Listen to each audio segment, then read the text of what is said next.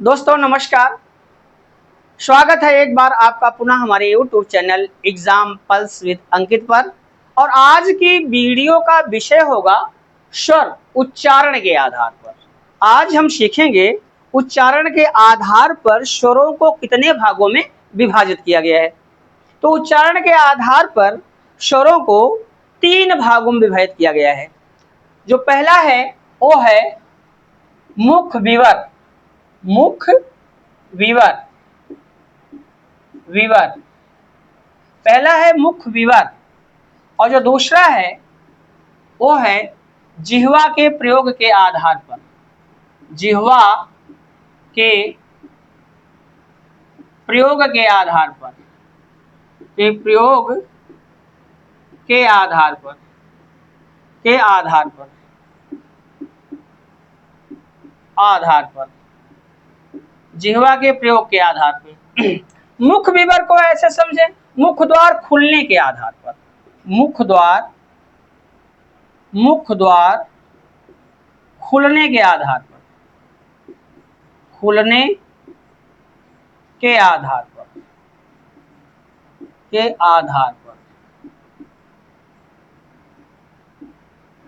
मुख द्वार खुलने के आधार पर।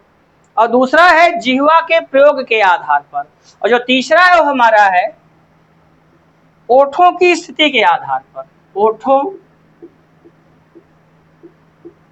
ओठों की स्थिति के आधार पर। स्थिति के आधार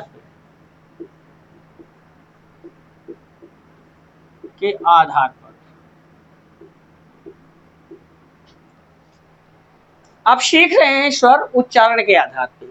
तो उच्चारण के आधार पे स्वरों को 3 भागों में विभाजित किया गया है।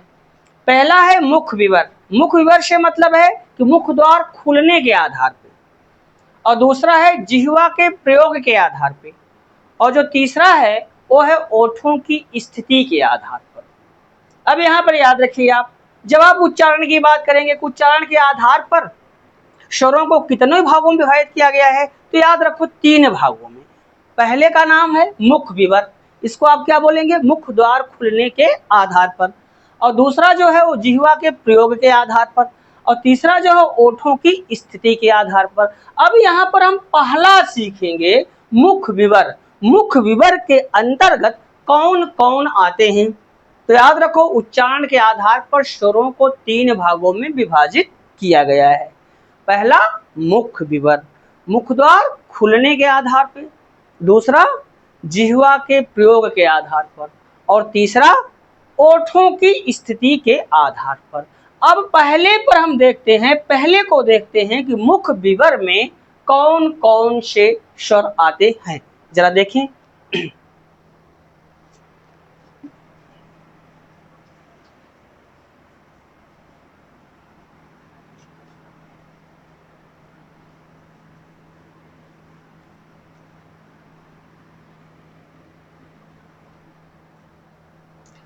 पहला जो है हमारा वो है मुख विवर।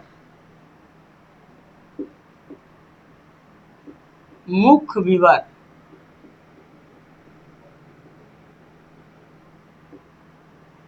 इसके अंतर्गत, मुख विवर के अंतर्गत स्वरों को 3 भागों में विभाजित किया, 4 भागों में विभाजित किया गया है। मुख विवर के अंतर्गत स्वरों को 4 भागों में विभाजित किया गया है। अब वो चारों हैं कौन कौन, आइए देख लेते हैं।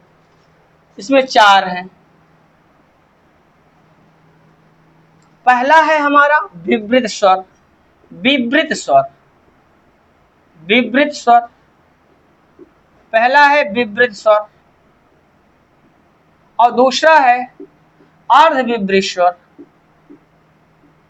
अर्धविवृत स्वर, अर्धविवृत स्वर। दूसरा है अर्धविवृत स्वर। और तीसरा है संवृत स्वर। संवृत स्वर, संवृत स्वर। और चौथा है अर्धसंवृत स्वर। अर्धसंवृत स्वर।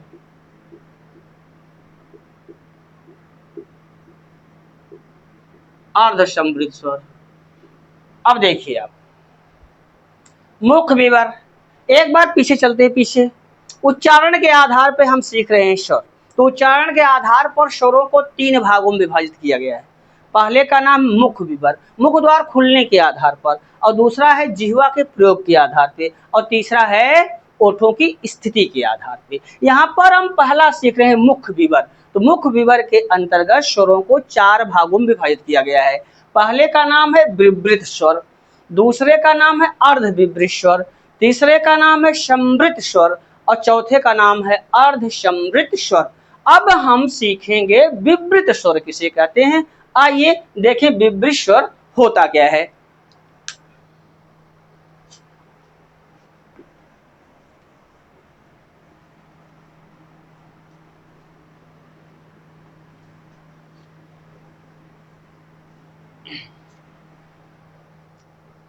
ये हमारा पहला है विवृत स्वर। विवृत स्वर।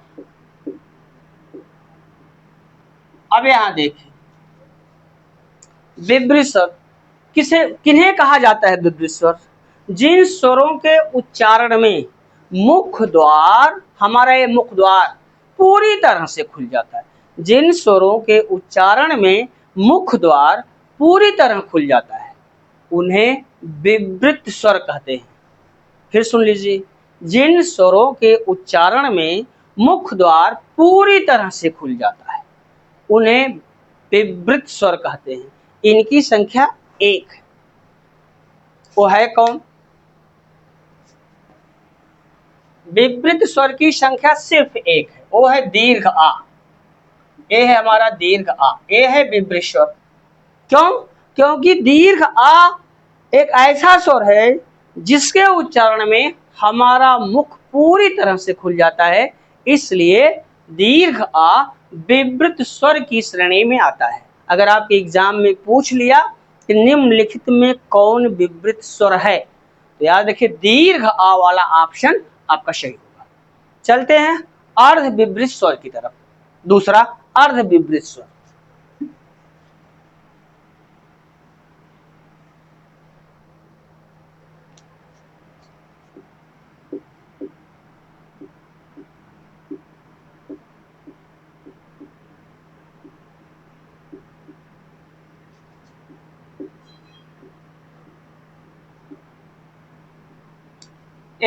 अर्ध विवृत स्वर क्या होता है।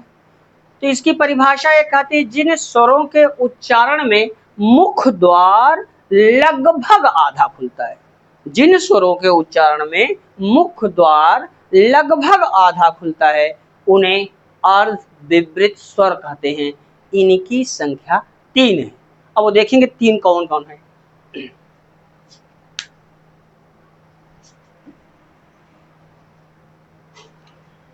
ये संख्या बता रहा है 3। पहले नंबर पे है अ, लघु आ, ए और औ।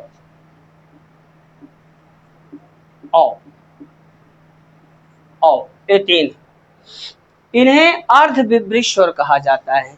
क्यों? क्योंकि इनके उच्चारण में मुख द्वार पूरी तरह नहीं खुलता है, लगभग आधा खुलता है, इसलिए इन्हें अर्ध विवृत स्वर की श्रेणी में रखा जाता है। 3 होते हैं लघु आ, ए, औ। इनके उच्चारण में मुख द्वार लगभग आधा खुलता है, पूरा नहीं खुलता है। ये आपने समझ लिया होगा। अब चलते हैं तीसरे नंबर पर समृत स्वर।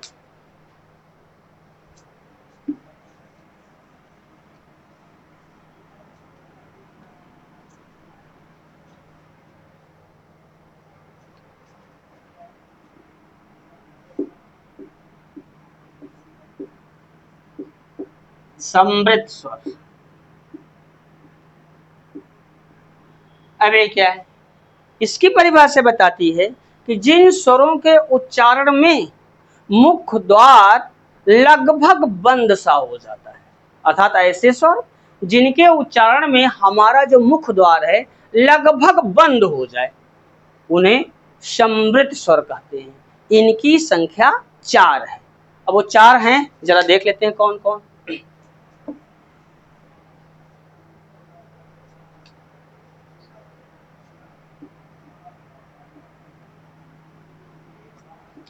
ए है लघु ई, दीर्घ ई, दीर्घ ई, लघु ऊ और दीर्घ ऊ। ए है 4। ये हमारे आते हैं समृद्ध स्वर। इनके उच्चारण में मुख्य द्वार लगभग बंद हो जाता है। ई उ। समृद्ध स्वर आपने समझ लिया होगा। अब बढ़ते हैं अर्ध समृद्ध स्वर की तरफ। चौथा है हमारा अर्ध समृद्ध स्वर।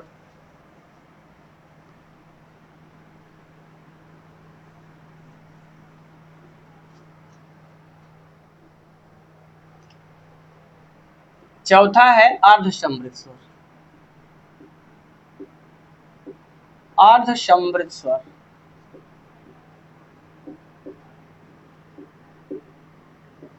अर्ध समृद्ध स्वर ये क्या होते हैं?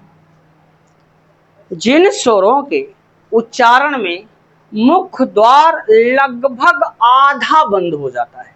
जिन स्वरों के उच्चारण में मुख्य द्वार लगभग आधा बंद हो जाता है उन्हें हम अर्ध समृद्ध स्वर कहते हैं। इनकी संख्या 2 है। अब वो 2 कौन कौन है देख लेते हैं। ए है ए और ओ, ए और ओ,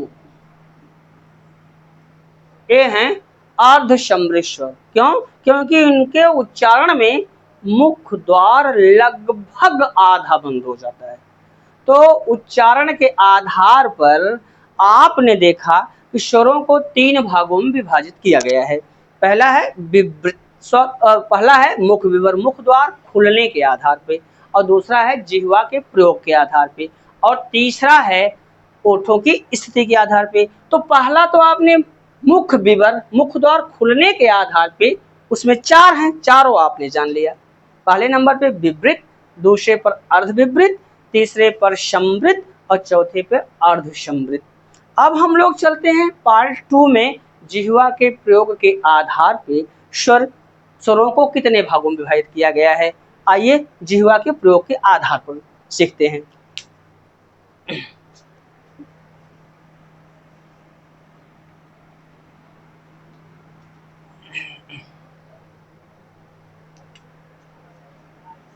नंबर 2, जिह्वा के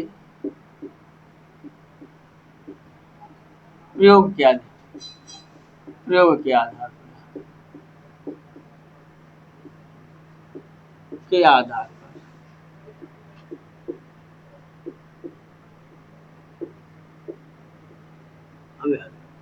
जिह्वा के प्रयोग के आधार।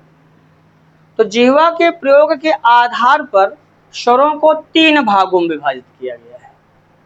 कितने भागों में? 3 भागों में। ठीक, जिह्वा के प्रयोग के आधार पर स्वरों को 3 भागों में विभाजित किया गया है। ठीक, अब वो देख लेते हैं। जो पहला है हमारा वो है अग्रस्वर। अग्रस्वर पहला है अग्रस्वर, और दूसरा है मध्य स्वर। मध्य स्वर, मध्य स्वर स्वर, और जो तीसरा है वो है पश्च स्वर। पश्च स्वर, पश्च स्वर, तीसरा है पश्च स्वर। अब याद रखिए। तो जिह्वा के प्रयोग के आधार पर स्वरों को 3 भागों में विभाजित किया गया है। पहला है अग्रस्वर, दूसरा है मध्य स्वर, और तीसरा है हमारा पश्च स्वर। आइए हमारा फोकस होगा अग्रस्वर पर। आइए जानते हैं अग्रस्वर क्या होता है, इसके अंतर्गत कौन कौन से स्वर आते हैं।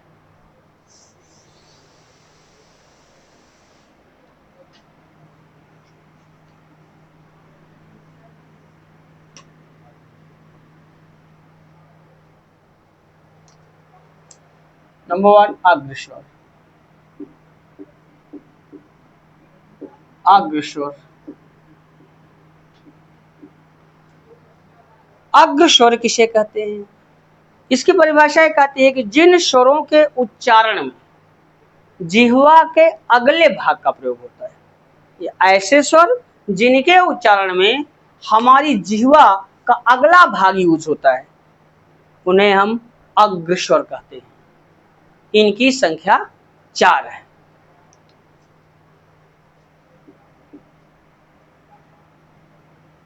पहले नंबर पे है ई ई ई ए और ऐ। ये 4 जो हैं इन्हें अग्रस्वर कहा जाता है। जिह्वा के प्रयोग के आधार पर इन्हें अग्रस्वर कहा जाता है। क्यों कहा जाता है? क्योंकि इनके उच्चारण में जिह्वा के अगले भाग का प्रयोग होता है। अगर आप उच्चारण करेंगे तो आपको पता चलेगा कि इनके उच्चारण में जिह्वा के अगले भाग का प्रयोग हो रहा है। इन्हें कहा जाता है अग्रस्वर। संख्या कितनी है? 4 है। अब चलते हैं मध्य स्वर की तरफ। देखो मध्य स्वर क्या है।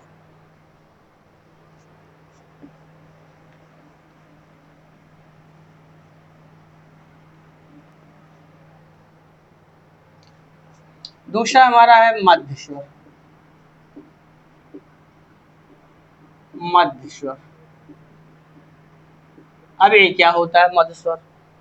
तो मध्य स्वर की परिभाषा ये कहती है कि जिन स्वरों के उच्चारण में जिह्वा के मध्य भाग का प्रयोग होता है, ऐसे स्वर जिनके उच्चारण में जिह्वा के मध्य भाग का, बीच वाले भाग का प्रयोग होता है, उन्हें मध्य स्वर कहते हैं। लेकिन इनकी संख्या सिर्फ एक है, वो है लघुआ।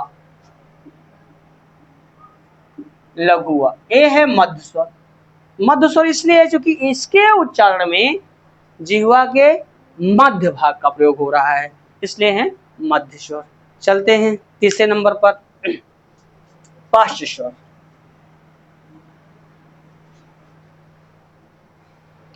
अगला हमारा है तीसरा पार्श्व स्वर। पार्श्व स्वर। पार्श्व स्वर। अभी पार्श्व स्वर किसे कहते हैं? इसकी परिभाषा बताती है कि जिन स्वरों के उच्चारण में जिह्वा के पिछले भाग का प्रयोग होता है, जिन स्वरों के उच्चारण में जिह्वा के पिछले भाग का प्रयोग होता है, अर्थात ऐसे स्वर जिनके उच्चारण में जिह्वा के पिछले भाग का प्रयोग होता है, उन्हें पार्श्व स्वर कहते हैं। इनकी संख्या 5। देखते हैं पांचों कौन कौन है। पहले नंबर पे जो है वो है हमारा दीर्घ आ,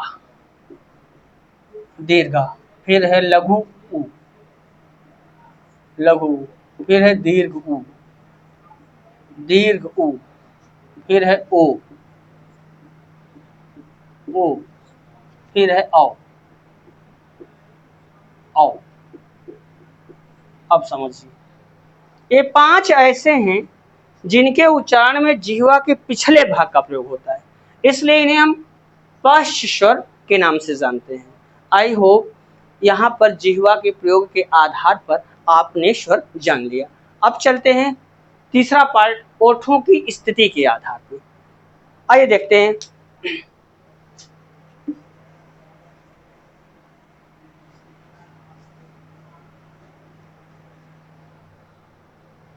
तीसरा पार्ट हमारा ओठों की स्थिति,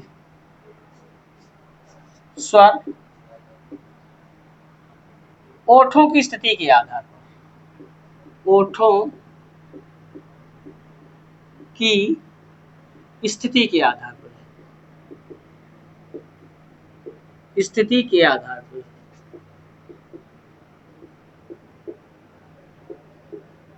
के आधार। तो ओठों की स्थिति के आधार पर स्वरों को 2 भागों में विभाजित किया गया है। ओठों की स्थिति के आधार पर स्वरों को 2 भागों में विभाजित किया गया है। पहला देखते हैं क्या है। पहला है वृत्तामुखी स्वर।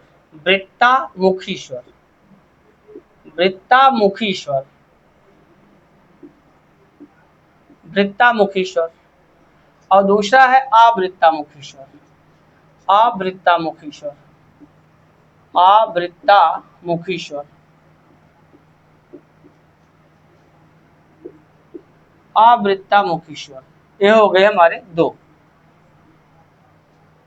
अवृत्तामुखी स्वर। ठीक, अब आइए जानते हैं कि वृत्तामुखी स्वर क्या होता है। आइए,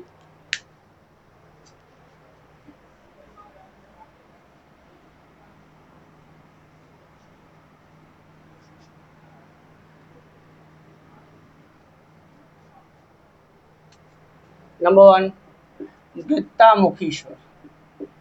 वृत्तामुखी स्वर, वृत्तामुखी स्वर। अब ये होता क्या है वृत्तामुखी स्वर? इसकी परिभाषा ये कहती है कि जिन स्वरों के उच्चारण में होठों का आकार गोल हो जाता है, जिन स्वरों के उच्चारण में होठों का आकार गोल हो जाता है, उन्हें हम वृत्तामुखी स्वर कहते हैं। इनकी संख्या 4 है।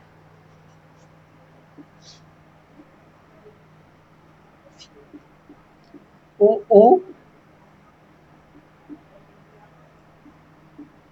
उ उ ओ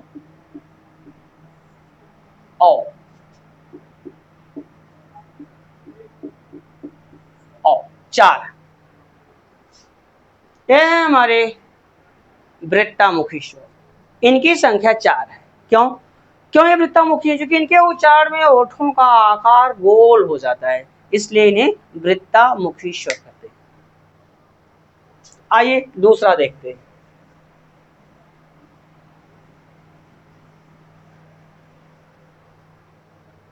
दूसरा है हमारा आवृत्तामुखी स्वर। आवृत्तामुखी स्वर, आवृत्तामुखी स्वर। अब ये क्या होता है, इनको जान लेते हैं। जिन स्वरों के उच्चारण में होठों का आकार गोल नहीं होता, या ऐसे स्वर जिनके उच्चारण में होठों का आकार गोल नहीं होता है, उन्हें हम अवृत्तामुखी स्वर कहते हैं। इनकी संख्या 6 है।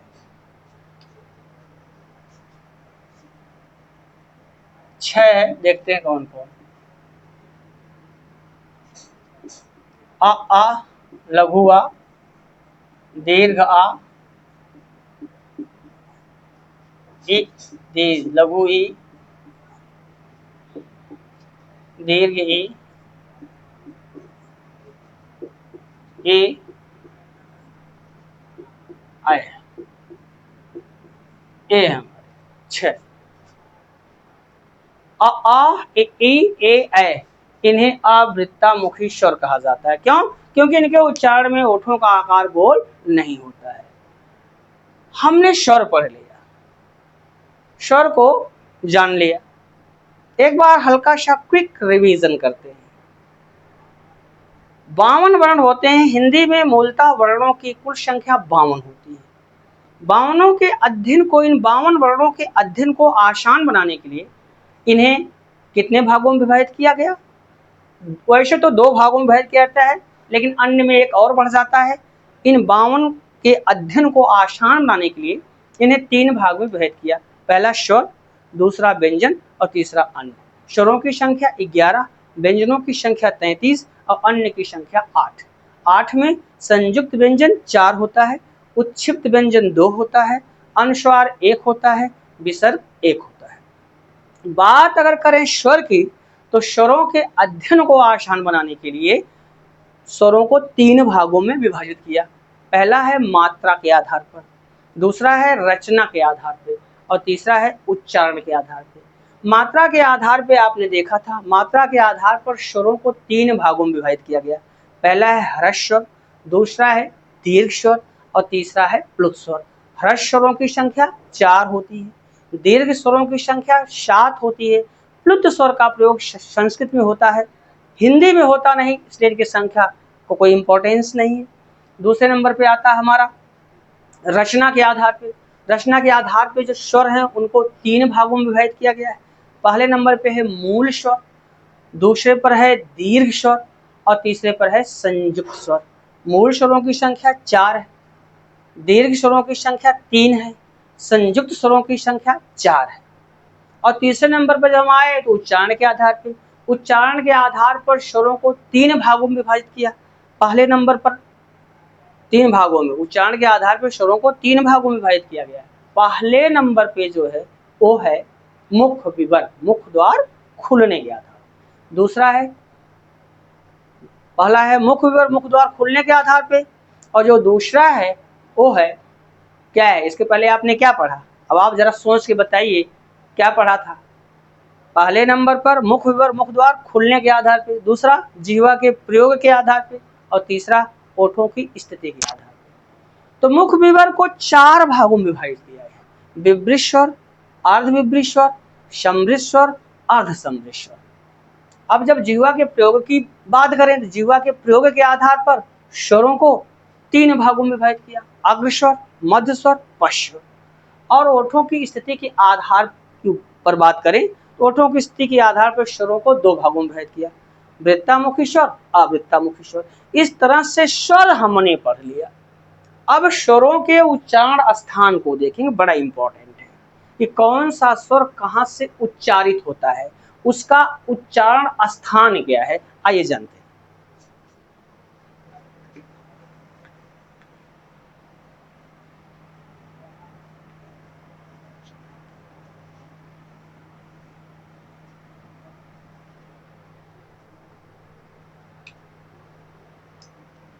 स्वरों का उच्चारण स्थान, स्वरों का उच्चारण स्थान, उच्चारण स्थान, स्वरों का उच्चारण स्थान। अब यहाँ हम देखेंगे कौन स्वर कहां से उच्चारित होता है, उसका उच्चारण स्थान क्या है। तो पहले ले लें आ, देखिए यहाँ है स्वर और यहाँ है उच्चारण स्थान, उच्चारण स्थान, उच्चारण स्थान। यहाँ पे स्वर, तो हम ले बात करें आ की, लघु आ, दीर्घ आ। अब पूछ लिया एग्जाम में कि इनका उच्चारण स्थान क्या है, ये कहाँ से उच्चारित होते हैं, तो याद रखिए कंठ से। इनका उच्चारण स्थान क्या है, कंठ है, कंठ। और इन्हीं को कंठ भी कहा जाता है, कंठ। अब दोनों में अंतर क्या है, कंठ संज्ञा है जिसको आप गला बोलते हो, और कंठ विशेषण है। कंठ का मतलब कंठ से उच्चारित होने वाले। फिर समझिए, यहाँ है लघु आ, दीर्घ आ। अगर एग्जाम में पूछ लिया आपसे कि इनका उच्चारण स्थान क्या है, तो याद रखिए कंठ। और ऐसे घुमा के प्रश्न पूछा कि निम्नलिखित में कौन कंठ वर्ण है, ठीक, तो कंठ का मतलब कंठ से उच्चारित होने वाला। ई की बात करें, ई ई ई ई एक का उच्चारण स्थान क्या है, ताल, ताल। इन्हीं को तालव्य कहा जाता है, तालव्य। तालव्य का मतलब तालु से उच्चारित होने वाले, तालव्य का मतलब हुआ तालु से उच्चारित होने वाले। उ की बात कर ले, उ की, तो इनका उच्चारण स्थान क्या है, ओष्ठ, ओष्ठ, ओष्ठ। इन्हीं को ओष्ठ भी कहा जाता है, ओष्ठ, ओष्ठ। ओष्ठ का मतलब ओष्ठ से उच्चारित होने वाले, ओष्ठ का मतलब हुआ ओठ से उच्चारित होने वाले। अब बात करें री की, तो री का उच्चारण स्थान क्या है, री का उच्चारण स्थान है मूर्धा, मूर्धा, मूर्धा। इन्हीं को मूर्धन्य भी कहा जाता है, मूर्धन्य। इन्हीं को मूर्धन्य भी कहा जाता है, क्यों, क्योंकि ये मूर्धा से उच्चारित होते हैं। मूर्धन्य का मतलब मूर्धा से उच्चारित होने वाले। ए आय की बात कर लें, ए आय, इनका उच्चारण स्थान कंठ तालु, ये कंठ से भी होते हैं और प्लस तालु, ये दोनों से उच्चारित होते हैं। इनका उच्चारण स्थान कंठ और तालु दोनों से होता है, ठीक। ओ आओ की बात कर लें, ओ आओ, तो इनका उच्चारण स्थान है कंठोष्ठ, कंठोष्ठ, कंठोष्ठ मतलब कंठ प्लस ओष्ठ, इनका उच्चारण स्थान कंठ और ओष्ठ दोनों से होता है। तो अब आपने देखा कि स्वरों का उच्चारण स्थान, कौन सा स्वर कहाँ से उच्चारित होता है। तो पहला हमारा है लघु आ दीर्घ, इनका उच्चारण स्थान कहाँ से होता है, कंठ से होता है, इन्हीं को कंठ कहा जाता है। दूसरा है लघु ई दीर्घ ई, इसका उच्चारण स्थान तालु है, इन्हीं को तालव्य कहा जाता है, तालु से उच्चारित होने वाले। तीसरा है उ, इनका उच्चारण स्थान ओष्ठ है और री का उच्चारण स्थान मूर्धा है। ए आय का उच्चारण स्थान कंठ और तालु दोनों है और ओ औ का उच्चारण स्थान कंठोष्ठ, कंठ और ओष्ठ दोनों है। आई होप आप स्वर और उनके उच्चारण स्थान समझ लिए होंगे। अब आइए बढ़ते हैं वीडियो में आगे और हमारा अगला जो है टॉपिक वो होगा व्यंजन। आइए व्यंजन के बारे में थोड़ा सा जानते हैं।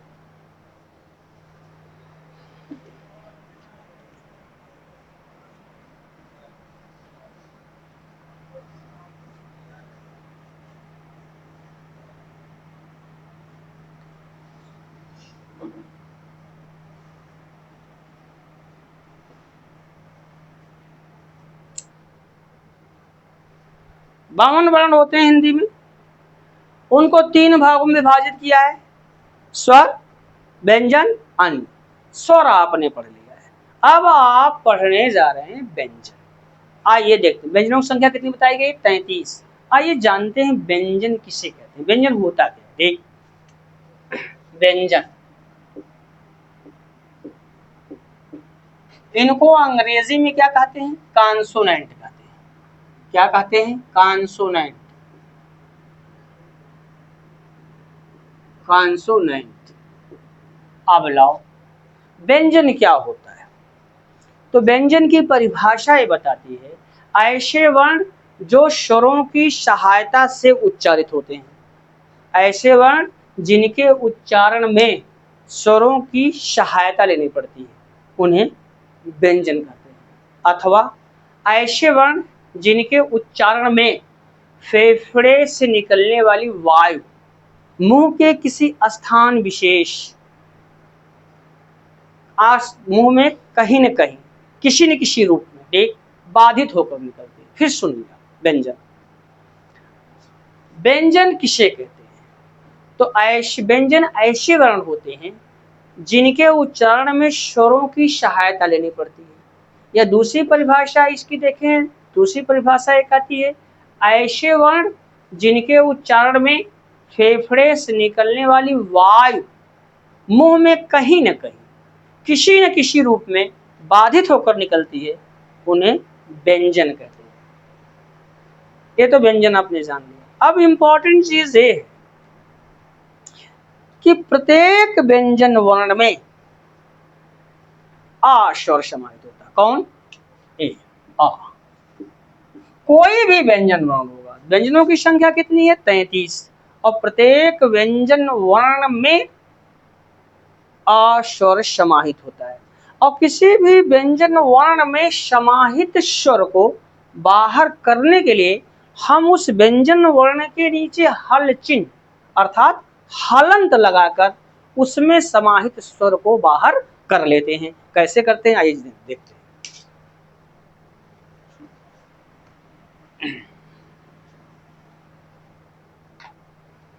मैंने आपको क्या बताया, कोई भी व्यंजन वर्ण होगा, प्रत्येक व्यंजन वर्ण में आ लघु आ स्वर समाहित होता है।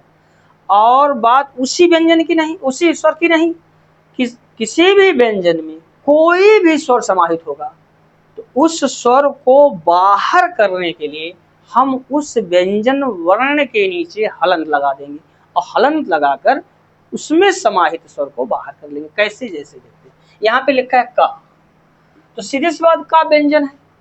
अब इसमें समाहित मैंने क्या बताया कि प्रत्येक व्यंजन वर्ण में आ स्वर समाहित होता है और किसी भी व्यंजन वर्ण में समाहित स्वर को इसमें असमाहित है और इसमें से हमें आ को बाहर निकालना है। हमें क्या करना पड़ेगा, इस का व्यंजन वर्ण के नीचे हम हलंत लगा देंगे। तो हलंत लगाकर तो हम क्या कर देंगे, का बराबर का धन आ।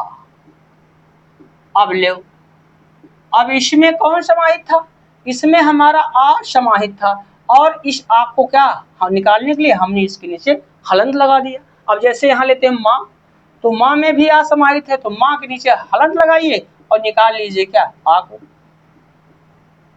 आ को निकाल लीजिए। ठीक, अब जैसे लेते हैं ला, तो ला में भी है बराबर ला धन आ, ला धन आ। अब लो, ये देखिए, आई होप आप ये बात समझ में आपके आ गई होगी। हिंदी में व्यंजनों की कुल संख्या कितनी है 33। हिंदी में व्यंजनों की कुल संख्या 33 है, और जिनके अध्ययन को, इन 33 के अध्ययन को आसान बनाने के लिए इन्हें 3 भागों में विभाजित किया गया है। कितने भागों में विभाजित किया गया है, 3 भागों में। आइए जानते हैं वो तीनों भाग क्या है।